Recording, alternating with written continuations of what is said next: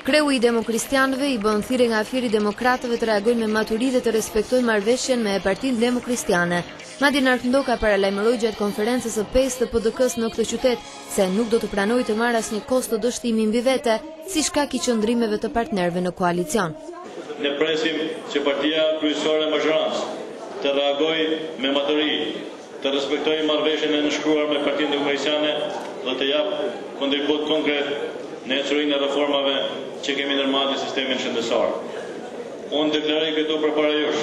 se Partia Demokratiane nuk do të pranojë të marrë asnjë kosto dështimi mbi vete për shkak të qëndrimeve të pasinqerta të partnerëve tanë në koalicion, se ne me përgjegjësi të lartë morale dhe politike do të marrim vendimin e duhur nëse këto pengesa dhe konfliktet e pamotivuara dhe dashakeqe nuk sillen në rrugë institucionale dhe në përputhje me marrëveshjen. Në fjalën e tij, kreu i Partisë Demokristiane Nartëndoka i bëri një analizë qeverisjes së vendit nga koalicioni Majorancës së djathtë dhe e vlerësoi kontributin e PD-k-s në qeverisjen e vendit. Ai u shpreh se është shumë e rëndësishme që një parti të dëshmojë kapacitetin qeverisëse dhe PD-k-ja e kaloi me sukses këtë provë, edhe pse ky sukses sipas tij ka zgjuar reagime negative të politikës.